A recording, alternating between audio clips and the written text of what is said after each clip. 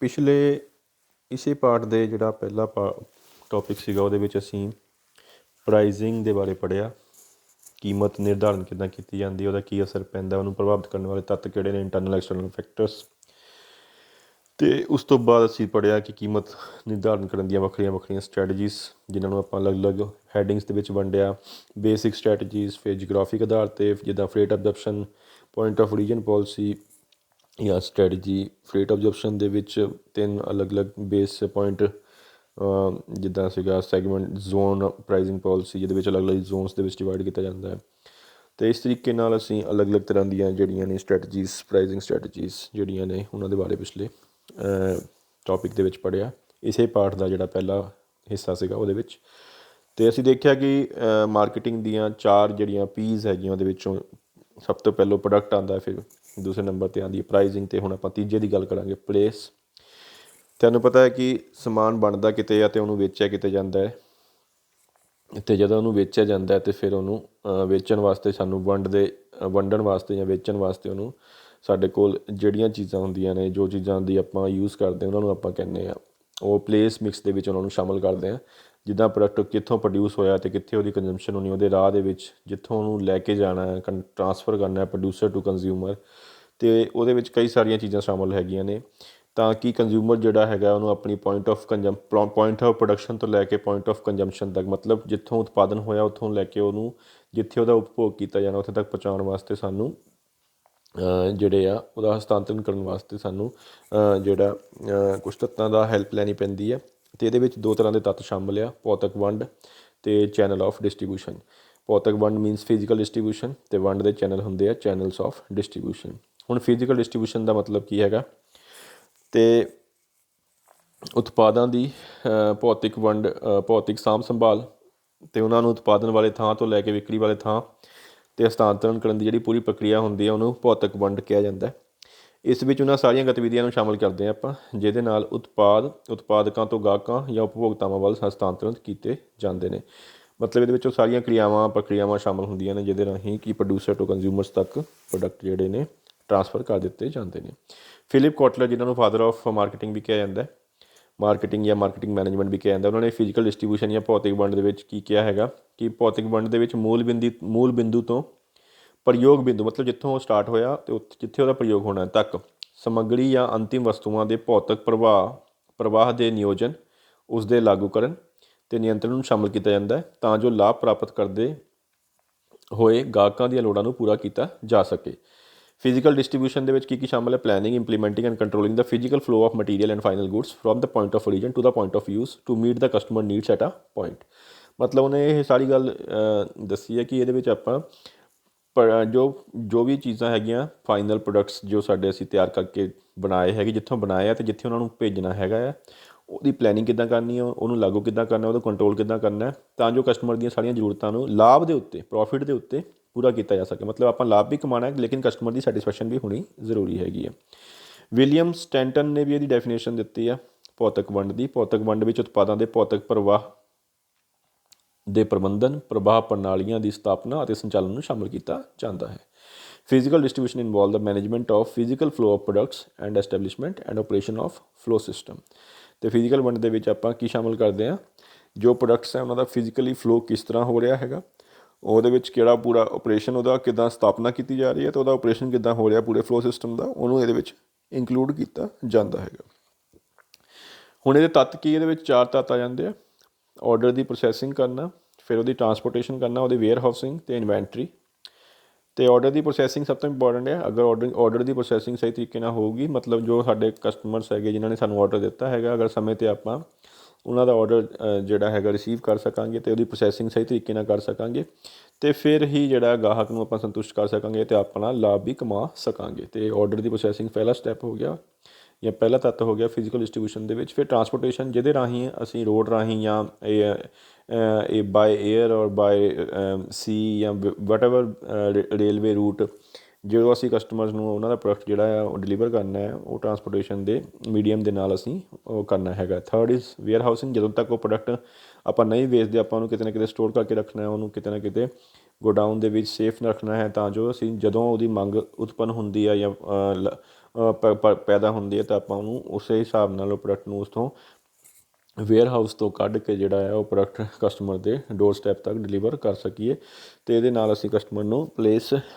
Time utility ਜਿਹੜੀ ਹੈ provide ਕਰ ਸਕਦੇ ਹਾਂ। ਅਤੇ ਲਾਸਟ ਵਿੱਚ ਇਨਵੈਂਟਰੀ ਲੈਵਲ, ਤੁਹਾਨੂੰ ਪਤਾ ਇਨਵੈਂਟਰੀ ਜਾਂ ਸਟਾਕ ਜਿਹੜਾ ਹੈ ਉਹਦਾ ਸਾਨੂੰ ਇੱਕ ਲੈਵਲ ਆਪਣੇ ਕੋਲ ਆਲਵੇਜ਼ ਮੇਨਟੇਨ ਕਰਕੇ ਰੱਖਣਾ ਹੁੰਦਾ ਹੈ, ਕਿਉਂਕਿ ਕਦੀ ਵੀ ਮੰਗ ਜਿਹੜੀ ਹੈ ਉੱਪਰ ਥੱਲੇ ਹੋ ਸਕਦੀ ਹੈ ਅਤੇ ਉਹਦੇ ਅਕੋਰਡਿੰਗ ਅਸੀਂ ਕਸਟਮਰਸ ਦੀ ਰਿਕੁਆਇਰਮੈਂਟ ਨੂੰ ਧਿਆਨ ਵਿੱਚ ਰੱਖਦੇ ਹੋਏ ਸਟਾਕ ਜਿਹੜਾ ਹੈ ਇਨਵੈਂਟਰੀ ਜਿਹੜਾ ਉਹਦੇ ਜਿਹੜੇ ਸਾਨੂੰ ਮਿਨੀਮਮ ਲੈਵਲਸ ਹੈਗੇ ਆਲਵੇਜ਼ ਮੇਨਟੇਨ ਕਰਕੇ ਰੱਖਣੇ ਹੁੰਦੇ ਆ।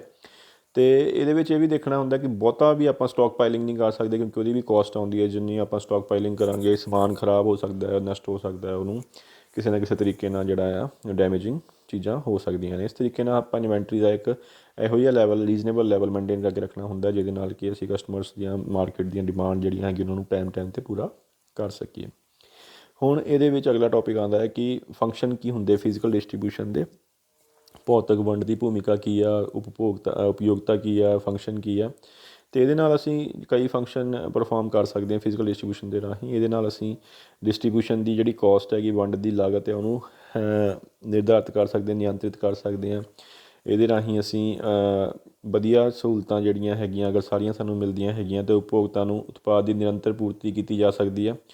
ਅਤੇ ਉਹਨਾਂ ਨੂੰ ਜਿੱਥੇ ਜਿੱਥੇ ਉਹ ਪ੍ਰੋਡਕਟ ਚਾਹੀਦੇ ਅਸੀਂ ਉਹਨਾਂ ਨੂੰ ਵਧੀਆ ਤਰੀਕੇ ਨਾਲ ਉਹ ਉਪਲਬਧ ਕਰਾ ਸਕਦੇ, ਜਿਹਦੇ ਨਾਲ ਸਾਡੀ ਸੇਲ ਵਿੱਚ ਕਾਫੀ ਵਾਧਾ ਹੋ ਸਕਦਾ। ਪ੍ਰਾਈਸ ਲੈਵਲ ਨੂੰ ਆਪਾਂ ਮੇਨਟੇਨ ਕਰ ਸਕਦੇ ਹਾਂ, ਕਿਉਂਕਿ ਜਿਹੜੇ ਕਸਟਮਰਸ ਹੁੰਦੇ ਉਹ ਪ੍ਰਾਈਸ ਨੂੰ ਲੈ ਕੇ ਬੜੇ ਸੈਂਸਿਟਿਵ ਹੁੰਦੇ ਆ। ਅਤੇ ਅਗਰ ਆਪਾਂ ਉਹਨਾਂ ਨੂੰ ਸਮੇਂ 'ਤੇ ਪ੍ਰੋਡਕਟ ਜਿੱਦਾਂ ਡਿਮਾਂਡ ਅਰਾਈਜ਼ ਹੋ ਰਹੀ ਹੈ ਉਸ ਹਿਸਾਬ ਨਾਲ ਸਪਲਾਈ ਕਰਦੇ ਰਹਾਂਗੇ ਅਤੇ ਪ੍ਰਾਈਸ ਜਿਹੜਾ ਆ ਉਹ ਜਿਹੜਾ ਹੈ ਸਟੇਬਲ ਰਹੂਗਾ, ਉਹਦੇ ਵਿੱਚ ਜ਼ਿਆਦਾ ਊਚ ਨੀਚ ਨਹੀਂ ਹੋਊਗੀ ਅਤੇ ਕਸਟਮਰ ਵੀ ਜਿਹੜਾ ਖੁਸ਼ ਰਹੂਗਾ, ਪ੍ਰੋਡਕਟ ਨੂੰ ਬਾਰ-ਬਾਰ ਪਰਚੇਸ ਕਰੂਗਾ ਅਤੇ ਸਾਡੀ ਸੇਲ ਵਧੂਗੀ, ਪ੍ਰੋਫਿਟ ਵਧਣਗੇ।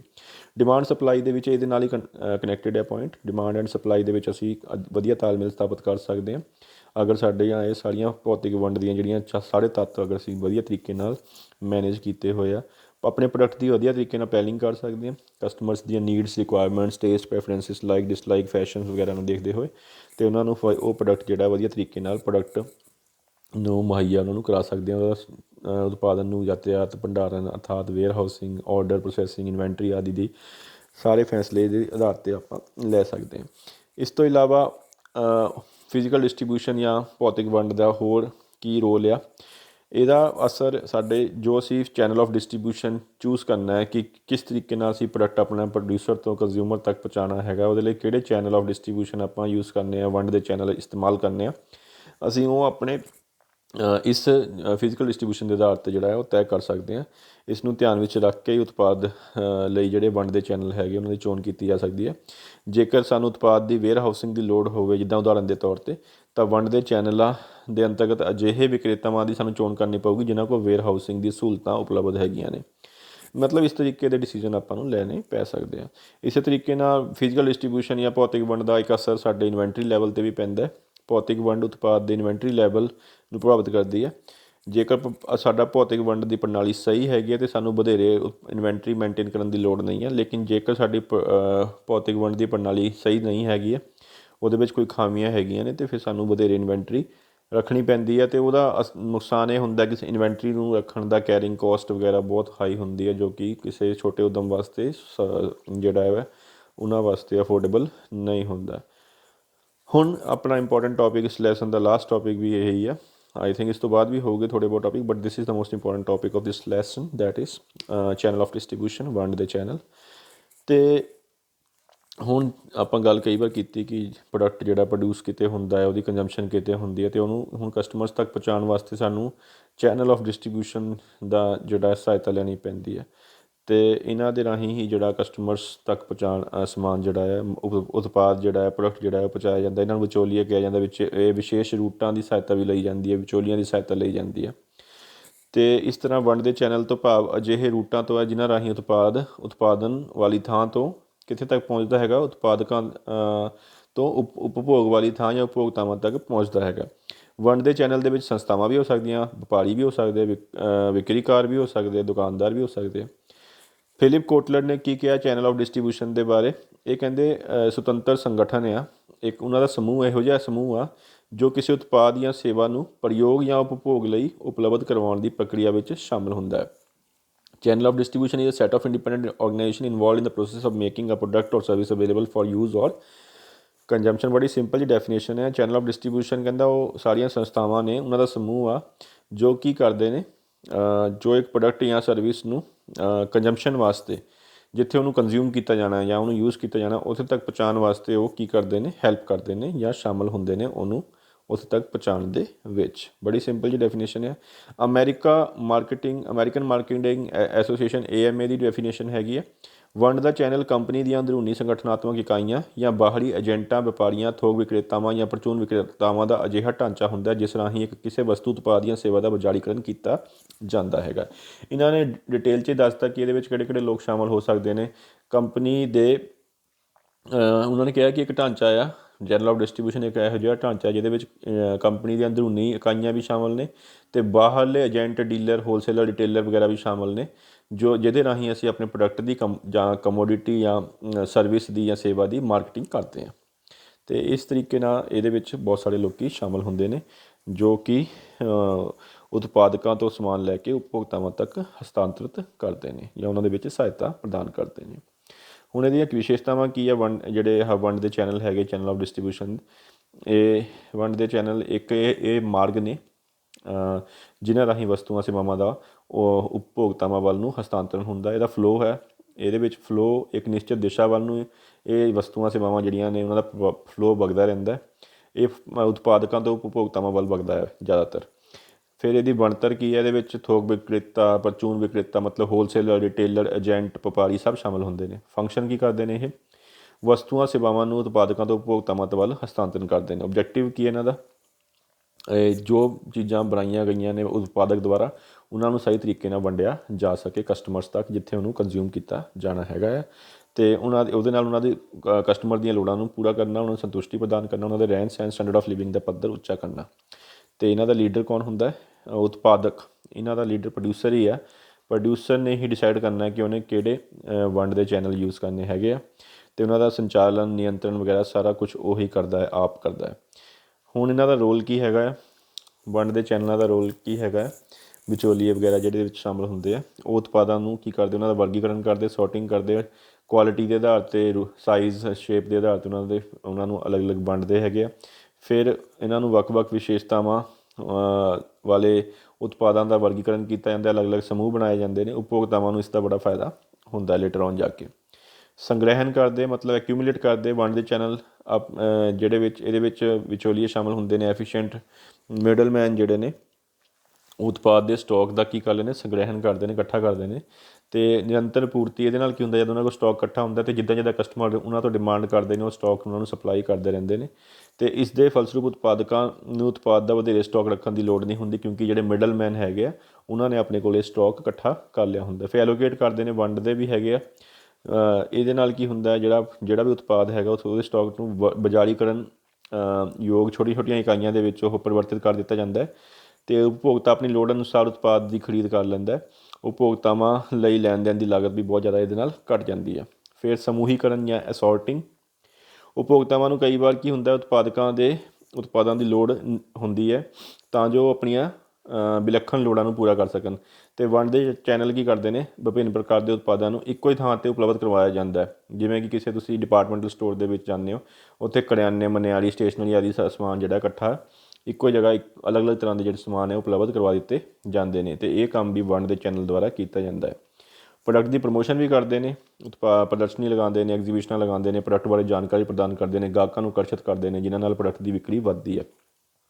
ਪ੍ਰੋਡਿਊਸਰਸ ਅਤੇ ਕੰਜ਼ਿਊਮਰ ਨੂੰ ਨੇੜੇ ਲੈ ਕੇ ਆਉਂਦੇ ਨੇ, ਉਹਨਾਂ ਦੇ ਵਿੱਚ ਨੇੜਤਾ ਨੂੰ ਵਧਾਉਂਦੇ ਨੇ।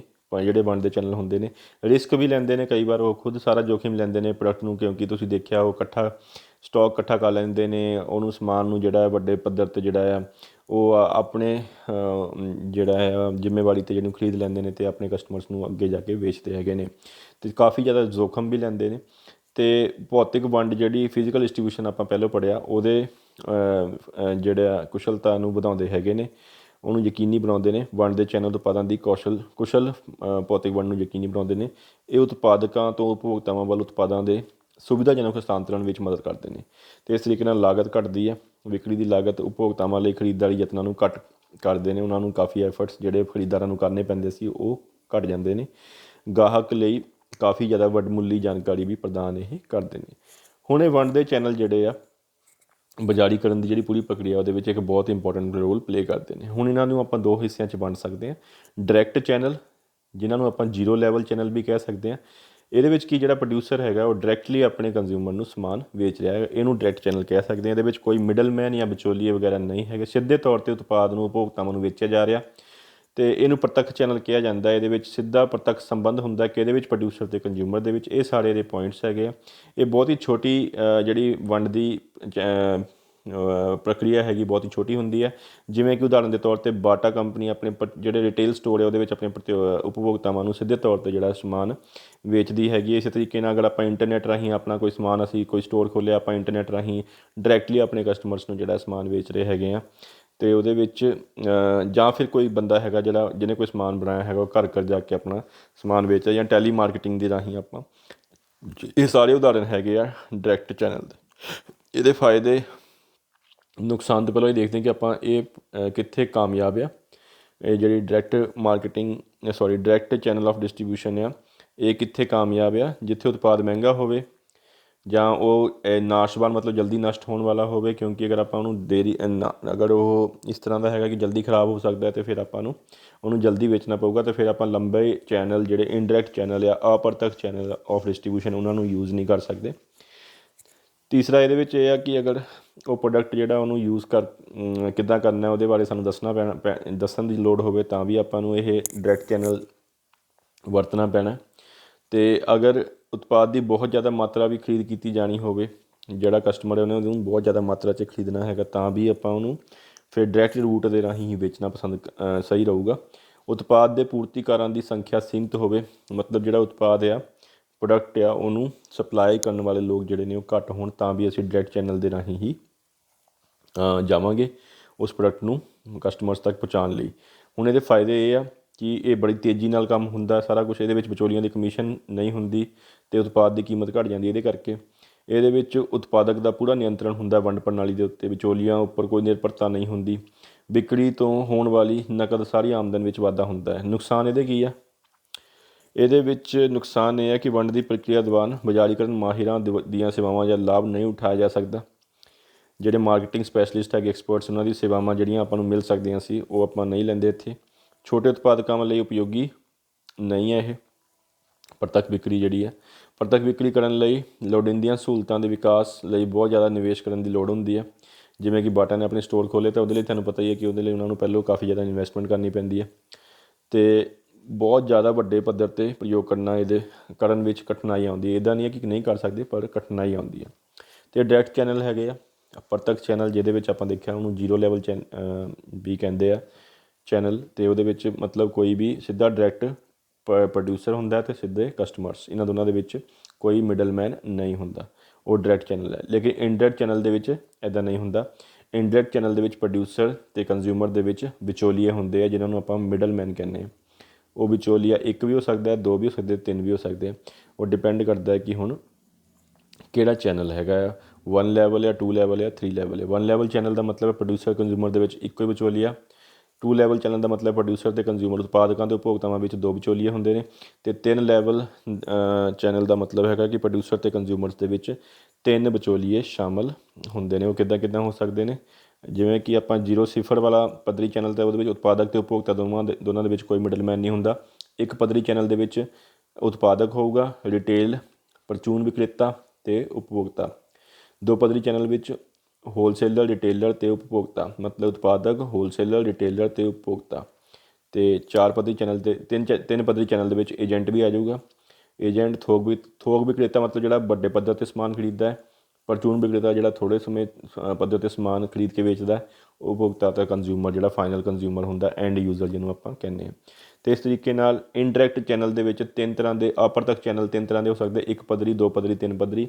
ਇਹਨਾਂ ਦੇ ਵਿੱਚ 1 ਪੱਧਰੀ, 2 ਪੱਧਰੀ, 3 ਪੱਧਰੀ ਦਾ ਮਤਲਬ ਇਹੀ ਹੈ ਕਿ ਇਹਨਾਂ ਦੇ ਉਤਪਾਦਕਾਂ ਅਤੇ ਉਪਭੋਗਤਾਵਾਂ ਦੇ ਵਿੱਚ ਕਿੰਨੇ ਵਿਚੋਲੀਏ ਆ। 1 ਪੱਧਰੀ ਵਿੱਚ 1 ਆ, 2 ਪੱਧਰੀ ਚੈਨਲਾਂ ਦੇ ਵਿੱਚ 2 ਵਿਚੋਲੀਏ ਹੈਗੇ, 3 ਪੱਧਰੀ ਚੈਨਲਾਂ ਦੇ ਵਿੱਚ 3 ਵਿਚੋਲੀਏ ਹੈਗੇ। ਉਹਨਾਂ ਦੇ ਨਾਮ ਏਜੰਟ, ਥੋਕ ਵਿਕਰੇਤਾ ਅਤੇ ਪ੍ਰਚੂਨ ਵਿਕਰੇਤਾ ਹੈਗੇ ਆ। 3 ਪੱਧਰੀ ਜਿਹੜੇ ਆਪਣੇ ਚੈਨਲ ਹੈਗੇ ਆ ਇਨਡਾਇਰੈਕਟ।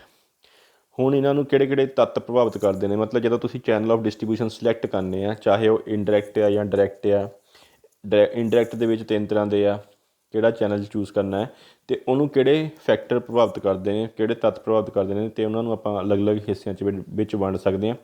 ਪਹਿਲੋਂ ਪ੍ਰੋਡਕਟ ਰਿਲੇਟਿਡ ਫੈਕਟਰਸ, ਆਪਾਂ ਉਤਪਾਦ ਨਾਲ ਸੰਬੰਧਿਤ ਜਿਹੜੇ ਤੱਤ ਹੈ ਉਹਨਾਂ ਦੀ ਗੱਲ ਕਰੀਏ। ਪਰਚੇਜ਼ ਫਰੀਕੁਐਂਸੀ ਜਾਂ ਖਰੀਦ ਬਾਰ-ਬਾਰਤਾ, ਜੇਕਰ ਉਪਭੋਗਤਾ ਤੁਹਾਡਾ ਪ੍ਰੋਡਕਟ ਜਿਹੜਾ ਬਾਰ-ਬਾਰ ਖਰੀਦਿਆ ਜਾਂਦਾ ਹੈ ਅਤੇ ਉਹਦੇ ਲਈ ਫਿਰ ਤੁਹਾਨੂੰ ਅਪਰਤੱਖ ਚੈਨਲ ਅਪਣਾਇਆ ਜਾਂਦਾ ਹੈਗਾ ਹੈ, ਕਿਉਂਕਿ ਬਾਰ-ਬਾਰ ਉਤਪਾਦਕ ਲਈ ਇਹ ਸੰਭਵ ਨਹੀਂ ਹੈ ਕਿ ਉਹ ਖੁਦ ਬਾਰ-ਬਾਰ ਪ੍ਰੋਡਕਟ ਨੂੰ ਵੇਚਣ ਲਈ ਉਪਭੋਗਤਾ ਕੋਲ ਜਾਵੇ, ਅਤੇ ਉੱਥੇ indirect channel is more suitable. ਉਤਪਾਦ ਦੀ ਕੀਮਤ, ਮਤਲਬ ਜਿਹੜਾ ਪ੍ਰੋਡਕਟ ਤੁਸੀਂ ਵੇਚ ਰਹੇ ਹੋ ਉਹਦੀ ਕੀਮਤ ਕੀ ਹੈਗੀ ਆ, ਉਹਦੇ ਉੱਤੇ ਵੀ ਡਿਪੈਂਡ ਕਰਦਾ ਕਿ ਤੁਸੀਂ ਕਿਹੜਾ ਚੈਨਲ ਯੂਜ਼ ਕਰਨਾ ਹੈ। ਅਗਰ ਉਹ ਉਤਪਾਦ ਦੀ ਕੀਮਤ ਘੱਟ ਹੈ, ਜਿੱਦਾਂ ਸਟੇਸ਼ਨਰੀ, ਹੌਜ਼ਰੀ ਵਗੈਰਾ ਸਮਾਨ ਹੈਗਾ, ਅਤੇ ਅਪਰਤੱਖ ਚੈਨਲ ਜ਼ਿਆਦਾ ਲੰਬੇ ਵੰਡ ਚੈਨਲ ਜਿਹੜੇ ਉਹਨਾਂ ਨੂੰ ਅਪਣਾਇਆ ਜਾ ਸਕਦਾ। ਲੇਕਿਨ ਅਗਰ ਉਤਪਾਦ ਮਹਿੰਗਾ ਹੈ ਤਾਂ ਫਿਰ ਤੁਹਾਨੂੰ ਜਿੱਦਾਂ ਗਹਿਣੇ, ਮਸ਼ੀਨਾਂ ਵਗੈਰਾ ਇਸ ਤਰ੍ਹਾਂ ਦਾ ਸਮਾਨ ਜਿਹੜਾ ਹੈ ਉਹਨੂੰ ਤੁਸੀਂ ਖੁਦ ਪ੍ਰਤੱਖ ਜਾਂ ਸੰਖੇਪ ਚੈਨਲ ਦੇ ਰਾਹੀਂ ਵੇਚਣਾ ਜ਼ਿਆਦਾ ਸਹੀ ਰਹੂਗਾ। ਅਗਰ ਨਾਸ਼ਵਾਨ ਆ, ਪੈਰੀਸ਼ੇਬਲ ਆ, ਅਤੇ ਉਹਦੇ ਲਈ ਜਿਹੜਾ ਪ੍ਰਤੱਖ ਚੈਨਲ ਜ਼ਿਆਦਾ ਕਾਮਯਾਬ ਆ, ਅਤੇ ਅਗਰ ਨਾਸ਼ਵਾਨ ਨਹੀਂ ਆ ਅਤੇ ਫਿਰ ਉਹਦੇ ਲਈ ਅਪਰਤੱਖ ਚੈਨਲ ਨੂੰ ਅਪਣਾਇਆ ਜਾ ਸਕਦਾ ਹੈ। ਟੈਕਨੀਕਲ ਅਗਰ ਹੈਗਾ ਤਾਂ ਪ੍ਰਤੱਖ ਚੈਨਲ ਉਹਦੇ ਲਈ ਜ਼ਿਆਦਾ, ਕਿਉਂਕਿ ਸਾਨੂੰ ਆਪਣੇ ਉਪਭੋਗਤਾਵਾਂ ਨੂੰ ਸਮਝਾਉਣਾ ਵੀ ਪਊਗਾ ਕਿ ਇਹਨੂੰ ਇੱਦਾਂ ਯੂਜ਼ ਕਰਨਾ, ਇੱਦਾਂ ਨਹੀਂ ਯੂਜ਼ ਕਰਨਾ, ਫਿਰ ਪ੍ਰਤੱਖ ਚੈਨਲ ਜ਼ਿਆਦਾ ਜ਼ਰੂਰੀ ਹੈ। ਲੇਕਿਨ ਅਗਰ ਉਹ ਸਧਾਰਨ ਉਤਪਾਦ ਜਾਂ ਟੈਕਨੀਕਲ ਨਹੀਂ ਹੈਗਾ ਤਾਂ ਫਿਰ ਉਹਨੂੰ ਆਪਾਂ ਅਪਰਤੱਖ ਚੈਨਲ ਜਾਂ ਇਨਡਾਇਰੈਕਟ ਚੈਨਲ ਦੇ ਰਾਹੀਂ ਵੇਚ ਸਕਦੇ ਹਾਂ। ਸਟੈਂਡਰਡਾਈਜੇਸ਼ਨ ਦੀ ਡਿਪੈਂਡ ਕਰਦਾ, ਕਈ ਚੀਜ਼ਾਂ ਜਿਹੜੀਆਂ ਨੇ ਉਤਪਾਦ ਦੀਆਂ ਵਿਸ਼ੇਸ਼ਤਾਵਾਂ ਸੰਬੰਧੀ ਜਿਹੜੇ ਉਹਨਾਂ ਸਟੈਂਡਰਡ ਸੈੱਟ ਕੀਤੇ ਜਾ ਚੁੱਕੇ ਨੇ, ਅਤੇ ਉਤਪਾਦ ਨੂੰ ਵਿਚੋਲੀਆਂ ਦੀ ਮਦਦ ਨਾਲ ਫਿਰ ਜੋ ਸਟੈਂਡਰਡ ਸੈੱਟ ਆ ਉਹ ਫਿਰ ਉਸੇ ਤਰੀਕੇ ਨਾਲ ਜਿਹੜਾ ਆ ਉਹਨੂੰ ਸਾਰਾ ਕੁਛ ਡਿਸਾਈਡਡ ਆ ਕਿ ਇੱਦਾਂ ਕਰਨਾ, ਇੱਦਾਂ ਨਹੀਂ ਕਰਨਾ, ਅਤੇ ਉਹ ਆਪਾਂ ਵਿਚੋਲੀਏ ਦੀ ਮਦਦ ਨਾਲ ਵੀ ਵੇਚ ਸਕਦੇ ਹਾਂ, ਅਤੇ ਇਹਨਾਂ ਦੇ ਲਈ ਅਪਰਤੱਖ ਚੈਨਲ ਨੂੰ ਅਪਣਾਇਆ ਜਾ ਸਕਦਾ ਹੈ। ਲੇਕਿਨ ਅਗਰ ਕੁਛ ਇਸ ਤਰ੍ਹਾਂ ਦੀ ਸਥਿਤੀਆਂ ਹੈਗੀਆਂ ਆ ਕਿ ਸਾਨੂੰ ਆਪਣੇ ਉਪਭੋਗਤਾਵਾਂ ਨੂੰ ਉਤਸ਼ਾਹਿਤ ਕਰਨਾ, ਆਕਰਸ਼ਿਤ ਕਰਨਾ ਜਾਂ ਪ੍ਰੋਤਸਾਹਿਤ ਕਰਨਾ ਪੈਂਦਾ ਹੈ, ਅਤੇ ਫਿਰ ਸਾਨੂੰ ਪ੍ਰਤੱਖ ਚੈਨਲ ਯੂਜ਼ ਕਰਨੇ ਪਊਗੇ। ਅਤੇ ਪ੍ਰੋਡਕਟ ਰਿਲੇਟਿਡ ਦੇ ਵਿੱਚ ਲਾਸਟ ਹੈ ਸਾਈਜ਼ ਐਂਡ ਵੇਟ। ਅਗਰ ਤੁਹਾਡਾ ਜਿਹੜਾ ਪ੍ਰੋਡਕਟ ਹੈਗਾ ਛੋਟੇ ਆਕਾਰ ਦਾ, ਵੱਡੇ ਆਕਾਰ ਦਾ, ਵਧੇਰੇ ਭਾਰ ਵਾਲਾ ਹੈਗਾ, ਤਾਂ ਫਿਰ ਉਹਦੀ ਸਾਂਭ ਸੰਭਾਲ ਵਗੈਰਾ ਜਿਹੜਾ ਹੈਗਾ ਉਹਦੀ ਲਾਗਤ ਵਧੇਰੇ ਹੁੰਦੀ ਹੈ। ਉਸ ਸਥਿਤੀ ਦੇ ਵਿੱਚ ਪ੍ਰਤੱਖ ਜਾਂ ਸੰਖੇਪ ਚੈਨਲ ਨੂੰ ਅਪਣਾਇਆ ਜਾ ਸਕਦਾ ਹੈ। ਲੇਕਿਨ ਅਗਰ ਤੁਹਾਨੂੰ ਇਸ ਦੇ ਵਿਪਰੀਤ ਸਥਿਤੀਆਂ ਹੋਣ ਤਾਂ ਫਿਰ ਤੁਸੀਂ ਅਪਰਤੱਖ ਜਾਂ ਲੰਬੇ ਚੈਨਲ ਦੀ ਵੀ ਇਸਤੇਮਾਲ ਕਰ ਸਕਦੇ ਹੋ ਵੰਡ ਕਰਨ ਵਾਸਤੇ ਆਪਣੇ ਪ੍ਰੋਡਕਟ ਨੂੰ ਪ੍ਰੋਡਿਊਸਰ ਤੋਂ ਕੰਜ਼ਿਊਮਰ ਤੱਕ। ਫਿਰ ਮਾਰਕੀਟ ਰਿਲੇਟਿਡ ਜਿਹੜੀਆਂ ਬਾਜ਼ਾਰ ਸੰਬੰਧੀ ਤੱਤ ਵੀ ਸ਼ਾਮਿਲ ਆ। ਜਦੋਂ ਆਪਾਂ channel of distribution the choice ਕਰਨੀ ਹੈ, ਸਿਲੈਕਟ ਕਰਨਾ, ਅਤੇ ਇਹ ਵੀ ਦੇਖਣਾ ਕਿ ਬਾਜ਼ਾਰ ਰਿਲੇਟਿਡ ਕੁਛ ਚੀਜ਼ਾਂ ਨੇ ਉਹਨਾਂ ਨੂੰ ਵੀ ਧਿਆਨ ਵਿੱਚ ਰੱਖਣਾ। ਜਿੱਦਾਂ ਅਗਰ ਪ੍ਰੋਡਕਟ ਕਿਹੋ ਜਿਹਾ ਕੰਜ਼ਿਊਮਰ ਹੈ ਜਾਂ ਇੰਡਸਟਰੀਅਲ ਪ੍ਰੋਡਕਟ ਹੈ, ਜਿਹੜਾ ਅਸੀਂ ਸਮਾਨ ਵੇਚ ਰਹੇ ਹਾਂ ਉਹ ਕੰਜ਼ਿਊਮਰ ਨੂੰ ਸਿੱਧਾ ਵੇਚਣਾ ਹੈਗਾ ਆ ਜਾਂ ਕੰਜ਼ਿਊਮਰ ਦੇ ਕੰਮ ਦਾ ਹੈਗਾ, ਜਾਂ ਉਹ ਇੰਡਸਟਰੀ ਦੇ ਵਿੱਚ ਯੂਜ਼ ਹੋਣ ਵਾਲਾ ਆ, ਫੈਕਟਰੀ ਜਾਂ ਉਦਯੋਗ ਦੇ ਵਿੱਚ ਯੂਜ਼ ਹੋਣ ਵਾਲਾ ਹੈ। ਅਤੇ ਅਗਰ ਤਾਂ ਕੰਜ਼ਿਊਮਰ ਦੇ ਨਾਲ ਰਿਲੇਟਿਡ ਹੈਗਾ ਤਾਂ ਫਿਰ ਉਹਨੂੰ ਆਪਾਂ ਅਪਰਤੱਖ ਚੈਨਲਾਂ ਦੇ ਨਾਲ ਵੇਚਾਂਗੇ, ਜ਼ਿਆਦਾ ਆਸਾਨੀ ਹੋਊਗੀ ਸਾਨੂੰ, ਕਿਉਂਕਿ ਕੰਜ਼ਿਊਮਰਸ ਦੀ ਸੰਖਿਆ ਬਹੁਤ ਹੁੰਦੀ ਹੈ, ਆਪਾਂ ਸਾਰਿਆਂ ਤੱਕ ਪਹੁੰਚ ਨਹੀਂ ਕਰ ਸਕਦੇ। ਲੇਕਿਨ ਅਗਰ ਆਪਾਂ ਇੰਡਸਟਰੀਜ਼ ਦੀ ਗੱਲ ਕਰੀਏ, ਇੰਡਸਟਰੀਜ਼ ਦੀ ਸੰਖਿਆ ਘੱਟ ਹੁੰਦੀ ਹੈ, ਸਾਰਿਆਂ ਤੱਕ ਪਹੁੰਚ ਕੀਤੀ ਜਾ ਸਕਦੀ, ਤਾਂ ਉੱਥੇ ਪ੍ਰਤੱਖ ਚੈਨਲ ਨੂੰ ਅਪਣਾਇਆ ਜਾ ਸਕਦਾ ਹੈ। Number and location of consumers, ਅਗਰ ਕੰਜ਼ਿਊਮਰਸ ਜਿਹੜੇ ਨੇ ਉਹ ਬਹੁਤ ਜ਼ਿਆਦਾ ਹੈ ਸੰਖਿਆ ਦੇ ਵਿੱਚ, ਫਿਰ ਅਪਰਤੱਖ ਚੈਨਲ ਕਾਮਯਾਬ ਆ। ਅਤੇ ਅਗਰ ਉਹ ਲੋਕੇਸ਼ਨਾਂ ਵੀ ਉਹਨਾਂ ਦੀ ਡਿਫਰੈਂਟ ਲੋਕੇਸ਼ਨਸ 'ਤੇ ਬੈਠੇ ਹੋਏ ਨੇ ਤਾਂ ਵੀ ਅਪਰਤੱਖ ਜਾਂ ਇਨਡਾਇਰੈਕਟ ਚੈਨਲ ਹੀ ਯੂਜ਼ ਕੀਤਾ ਜਾਊਗਾ। ਲੇਕਿਨ ਅਗਰ ਕੰਜ਼ਿਊਮਰਸ ਦੀ ਸੰਖਿਆ ਘੱਟ ਹੈ, ਲੋਕੇਸ਼ਨ ਵੀ ਉਹ ਜ਼ਿਆਦਾ ਦੂਰ ਨਹੀਂ ਬੈਠੇ, ਤਾਂ ਫਿਰ ਆਪਾਂ ਪ੍ਰਤੱਖ ਚੈਨਲ ਵੀ ਯੂਜ਼ ਕਰ ਸਕਦੇ ਹਾਂ। ਸਾਈਜ਼ ਆਫ ਮਾਰਕੀਟ ਵੀ ਉਹੀ ਡਿਪੈਂਡ ਹੈ ਕਿ ਅਗਰ ਮਾਰਕੀਟ ਦਾ ਆਕਾਰ ਛੋਟਾ ਆ ਫਿਰ ਆਪਾਂ ਡਾਇਰੈਕਟ ਚੈਨਲ ਯੂਜ਼ ਕਰ ਸਕਦੇ ਹਾਂ, ਲੇਕਿਨ ਅਗਰ ਮਾਰਕੀਟ ਦਾ ਆਕਾਰ ਵੱਡਾ ਫਿਰ ਅਪਰਤੱਖ ਚੈਨਲ ਯੂਜ਼ ਕਰਨਾ। ਸਟ੍ਰੈਟਜੀ ਆਫ ਕੰਪੀਟੀਟਰਸ, ਬਾਜ਼ਾਰ ਦੇ ਵਿੱਚ ਜਿਹੜੇ ਸਾਡੇ ਮੁਕਾਬਲੇ ਦੇ ਵਿੱਚ ਪ੍ਰਤੀਯੋਗੀ ਹੈਗੇ ਉਹਨਾਂ ਦੀ ਰਣਨੀਤੀ ਨੂੰ ਧਿਆਨ ਵਿੱਚ ਰੱਖਦੇ ਹੋਏ ਵੀ ਅਸੀਂ ਆਪਣੇ ਵੰਡ ਦੇ ਚੈਨਲਾਂ ਦੀ ਚੋਣ ਕਰਨੀ ਹੈਗੀ ਆ। ਅਤੇ ਇਸ ਤਰੀਕੇ ਨਾਲ ਵੰਡ ਦਾ ਚੈਨਲ ਜਿਹੜਾ ਹੈਗਾ ਆ, ਕਿਸੇ ਵੀ ਉਦਮ ਦੁਆਰਾ ਆਪਣੇ ਉਤਪਾਦ ਦੀ ਵੰਡ ਲਈ ਅਜਿਹੇ ਚੈਨਲ ਦੀ ਚੋਣ ਕੀਤੀ ਜਾਂਦੀ ਜੋ ਉਸ ਉਦਯੋਗ ਦੇ ਬਾਕੀ ਉਦਮਾਂ ਦੀ ਕੰਪਨੀਆਂ ਦੁਆਰਾ ਅਪਣਾਇਆ ਗਿਆ ਹੋਵੇ। ਫਿਰ ਨੈਕਸਟ ਹੈਡਿੰਗ ਆਉਂਦੀ ਹੈ ਫੈਕਟਰਸ ਜਿਹੜੇ ਅਫੈਕਟ ਕਰਦੇ ਨੇ ਚੋਇਸ ਆਫ ਡਿਸਟਰੀਬਿਊਸ਼ਨ ਚੈਨਲ ਦੀ। ਉਹ ਹੈਗੇ ਕੰਪਨੀ ਦੇ ਨਾਲ ਸੰਬੰਧਿਤ ਤੱਤ, ਆਪਾਂ ਦੇਖ ਲਿਆ ਪ੍ਰੋਡਕਟ ਨਾਲ ਰਿਲੇਟਿਡ, ਦੇਖ ਲਿਆ ਮਾਰਕੀਟ ਦੇ ਨਾਲ ਰਿਲੇਟਿਡ, ਦੇਖ ਲਿਆ। ਹੁਣ ਆਪਾਂ ਕੰਪਨੀ ਨਾਲ ਰਿਲੇਟਿਡ ਫੈਕਟਰਸ ਦੀ ਗੱਲ ਕਰੀਏ। ਫਾਈਨੈਂਸ਼ੀਅਲ ਪੋਜੀਸ਼ਨ ਕਿਹੋ ਜਿਹੀ ਹੈ, ਅਤੇ ਤੁਹਾਨੂੰ ਪਤਾ ਹੀ ਹੈ ਕਿ ਪ੍ਰਤੱਖ ਅਗਰ ਵਿਕਰੀ ਕਰਨੀ ਆ, ਡਾਇਰੈਕਟਲੀ ਵਿਕਰੀ ਕਰਨੀ ਹੈ ਤਾਂ ਉਹਦੇ ਲਈ ਕਾਫੀ ਸਾਧਨਾਂ ਦੀ ਲੋੜ ਹੁੰਦੀ ਹੈ। ਅਤੇ ਅਗਰ ਕਿਸੇ ਕੰਪਨੀ ਕੋਲ ਵਿੱਤੀ ਸਾਧਨ ਉਪਲਬਧ ਆ ਤਾਂ ਉਹ ਇਹ ਪ੍ਰਤੱਖ ਚੈਨਲ ਅਪਣਾ ਸਕਦੀ ਹੈ, ਲੇਕਿਨ ਅਗਰ ਨਹੀਂ ਉਪਲਬਧ ਫਿਰ ਉਹਨਾਂ ਨੂੰ ਅਪਰਤੱਖ ਚੈਨਲਾਂ ਦਾ ਸਹਾਰਾ ਲੈਣਾ ਪੈਂਦਾ ਹੈ। ਮਾਰਕੀਟ ਦੇ ਵਿੱਚ ਕੰਪਨੀ ਦੀ ਸਥਿਤੀ ਕਿਹੋ ਜਿਹੀ ਹੈ, ਬਾਜ਼ਾਰ ਸਥਿਤੀ, ਪ੍ਰਤਿਸ਼ਠਾ, ਗੁੱਡਵਿਲ ਵਗੈਰਾ ਕਿਹੋ ਜਿਹੀ ਹੈਗੀ ਆ। ਅਤੇ ਅਗਰ ਤਾਂ ਅੱਛੀ ਹੈ ਤਾਂ ਫਿਰ ਕੰਪਨੀ ਖੁਦ ਇੱਦਾਂ ਆਪਣੇ ਪ੍ਰੋਡਕਟ ਨੂੰ ਖੁਦ ਹੀ ਵੰਡ ਕਰ ਸਕਦੀ ਹੈ, ਲੇਕਿਨ ਅਗਰ ਅੱਛੀ ਨਹੀਂ ਹੈਗੀ ਤਾਂ ਉਹਦੇ ਲਈ ਅਪ੍ਰਤੱਖ ਚੈਨਲ ਅਪਣਾਉਣਾ ਪਊਗਾ। ਮਾਰਕੀਟਿੰਗ ਮੈਨੇਜਮੈਂਟ ਦੀ ਕੰਪਨੀ ਦੀ ਆਪਣੀ ਐਬਿਲਿਟੀ, ਬਜ਼ਾਰੀਕਰਨ, ਪ੍ਰਤੀਯੋਗੀ ਪ੍ਰਬੰਧਨ ਯੋਗਤਾ ਉਹ ਕੰਪਨੀ ਦੇ ਵਿੱਚ ਕਿੰਨੀ ਹੈਗੀ ਆ। ਅਗਰ ਉਹਨਾਂ ਕੋਲ ਅਨੁਭਵ ਹੈਗਾ ਆ ਤਾਂ ਫਿਰ ਤਾਂ ਉਹ ਬਣਦੇ ਪ੍ਰਤੱਖ ਚੈਨਲ ਨੂੰ ਅਪਣਾ ਸਕਦੇ ਆ, ਲੇਕਿਨ ਅਗਰ ਉਹਨਾਂ ਕੋਲ ਅਨੁਭਵ ਨਹੀਂ ਹੈਗਾ ਤਾਂ ਫਿਰ ਉਹਨਾਂ ਨੂੰ ਇਨਡਾਇਰੈਕਟ ਚੈਨਲ ਜਾਂ ਵਿਚੋਲੀਏ ਦੀ ਮਦਦ ਲੈਣੀ ਪਊਗੀ। ਵੋਲੀਅਮ ਆਫ ਪ੍ਰੋਡਕਸ਼ਨ, ਉਤਪਾਦਨ ਦੀ ਮਾਤਰਾ।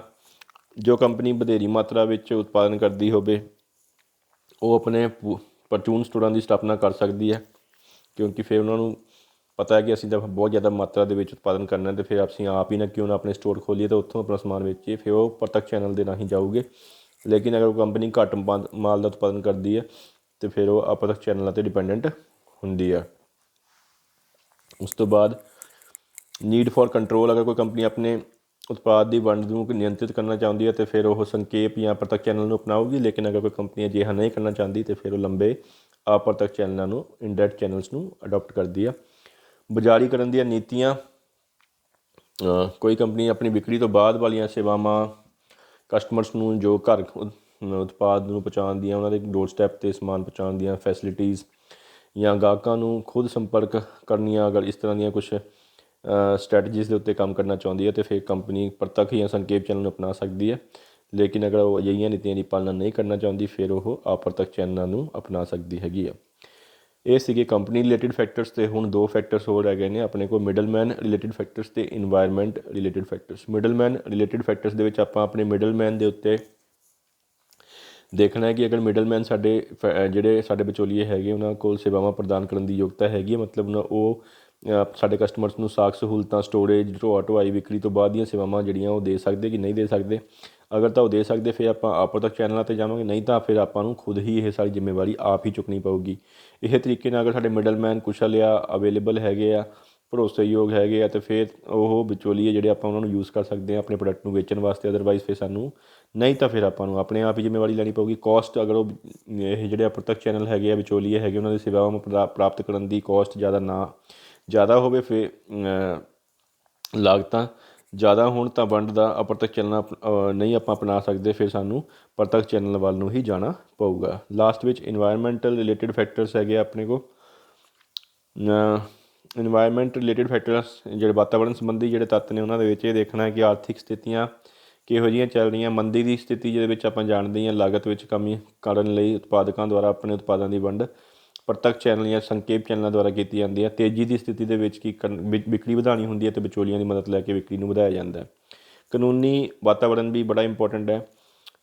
ਵੰਡ ਦੇ ਚੈਨਲਾਂ ਦੀ ਚੋਣ ਨੂੰ ਪ੍ਰਭਾਵਿਤ ਕਰਦਾ ਹੈ। ਬਹੁਤ ਸਾਰੇ ਉਤਪਾਦ ਦੀ ਵੰਡ ਲਈ ਸਰਕਾਰ ਜਾਂ ਕਾਨੂੰਨ ਦੁਆਰਾ ਨਿਰਧਾਰਿਤ ਵੰਡ ਦੇ ਚੈਨਲ ਹੀ ਅਪਣਾਉਣੇ ਪੈਂਦੇ ਆ।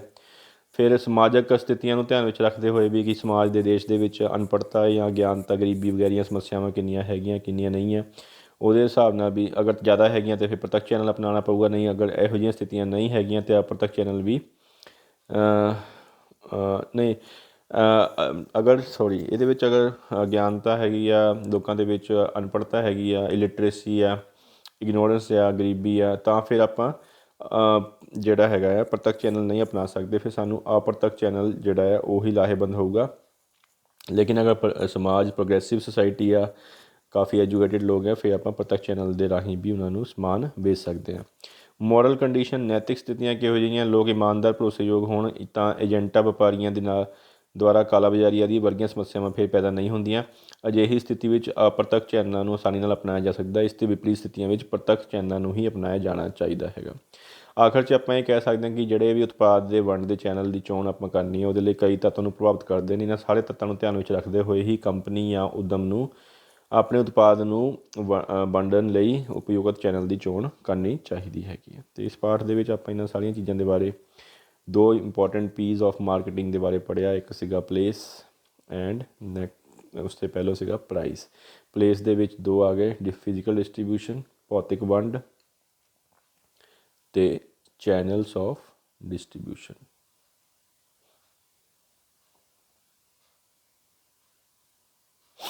ਠੀਕ ਹੈ। ਅਤੇ ਪ੍ਰਾਈਜ਼ਿੰਗ ਦੇ ਵਿੱਚ ਅਸੀਂ ਦੇਖਿਆ ਅਲੱਗ-ਅਲੱਗ ਪ੍ਰਾਈਜ਼ਿੰਗ ਸਟ੍ਰੈਟਜੀਜ਼, ਪ੍ਰਾਈਜ਼ਿੰਗ ਨੂੰ ਕਿਹੜੇ ਫੈਕਟਰਸ ਅਫੈਕਟ ਕਰਦੇ ਨੇ। ਅਤੇ ਇਸ ਪਾਰਟ ਨੂੰ ਚੰਗੀ ਤਰ੍ਹਾਂ ਪੜ੍ਹ ਕੇ ਸਮਝ ਕੇ ਫਿਰ ਤੁਸੀਂ ਇਹਦੇ ਕੁਐਸਚਨਸ ਜਿਹੜੇ ਨੇ ਯਾਦ ਕਰਨੇ ਨੇ। ਠੀਕ ਹੈ ਜੀ, ਥੈਂਕ ਯੂ।